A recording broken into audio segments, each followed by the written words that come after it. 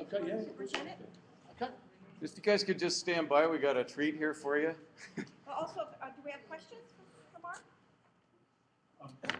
Just a quick question about the BlackBerry and role in the riots. Obviously, it's lots of people say one thing, lots of people say another thing. Are there any plans, either in your police force or nationwide, to actually try to understand that question after the fact about how exactly the riot communicating with one another? Is that something that comes up in individual cases? Yeah, there's a huge amount of work now going on. Now that we've engaged the social media companies, it becomes much less difficult to navigate our way through their systems.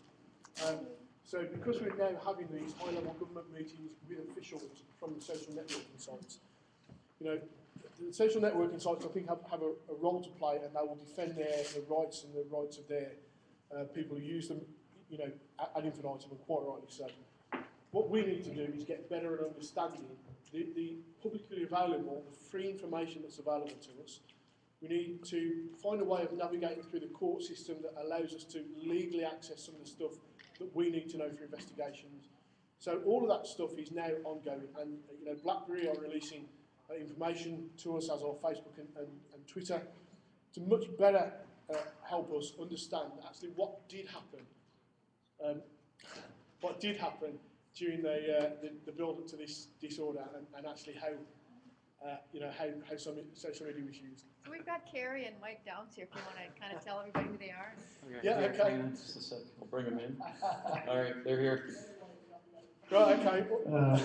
We've got Mike and Kerry. Kerry's a colleague of mine. He's a chief inspector from Coventry.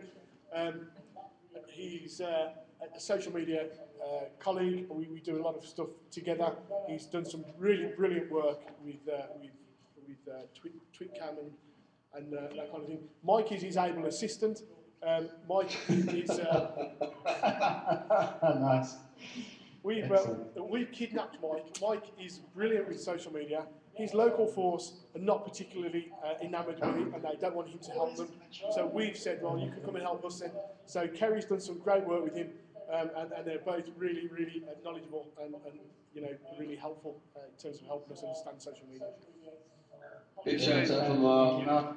Yeah, thank you, Mark. Can you hear us, Mark? Yeah, I can hear you. Yeah. Oh, we can hear us. Sorry, I didn't realise we were saying things behind your back there, and didn't exactly hear us in spite. Lovely. Brilliant. Well done, Mark. You did us proud. Yeah, thank you very much. Thanks very much. I think Mark had to go all the way to Dallas just to actually get me to speak to him. Sorry, and he lives up the road, doesn't he? So, goodness me. He thought he could get away, but I pulled him back in. Sorry, could you just turn the laptop just a tiny bit, then I can get a screenshot with our screens in the background with you there, Mark, as well, because it makes a brilliant picture in a second. Well, don't worry, Mike. We'll just take over the conference. Oh, yes. I don't know. It's probably an empty room. There's probably no one in there. I don't know. Do you want to see the room? Yeah. Here's the room. There you go. There's no one in there, is there? Hi, everybody. Hello. Good old Google Plus. Oh, lovely. Okay. Look at that. Hi, Laurie. It was actually fuller than this, but then we told them that you were going to talk, and they've all buggered out. Lovely. So we get that screenshot again. We're doing all the Okay, now. So we've got some colleagues in England. Very, very grateful for their presence. Does anybody want to ask any questions while I'm up on stage? Hello. There's a BBC reporter. Okay. What kind of challenges have you faced in having your officers be able to speak? One of the challenges that we hear around the world, especially in the U.S., is a lot of legal constraints as far as what a line officer can say or not say. And then also, many officers choose not to be savvy, and some are not savvy on the medium and really don't want to participate. So I'm just wondering how you're managing that. Okay. Well, to the first question,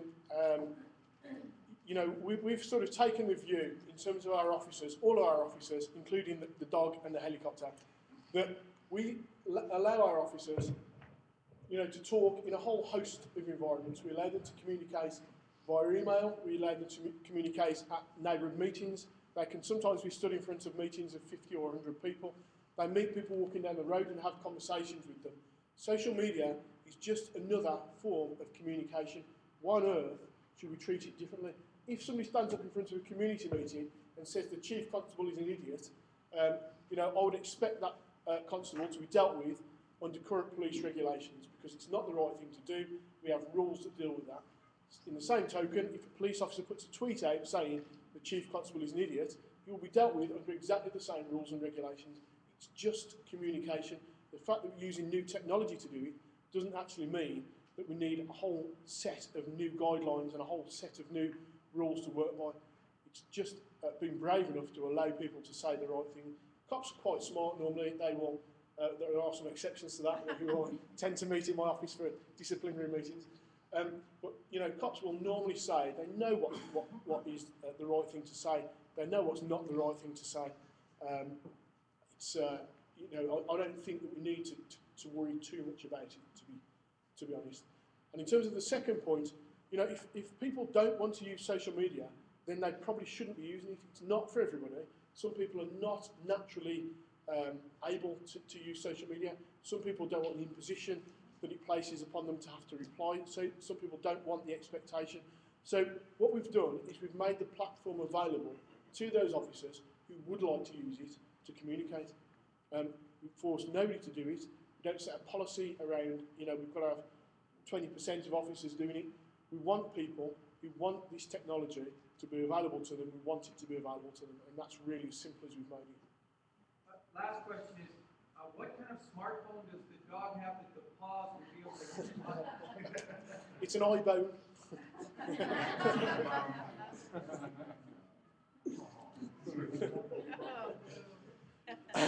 Sorry about that. Okay, next question.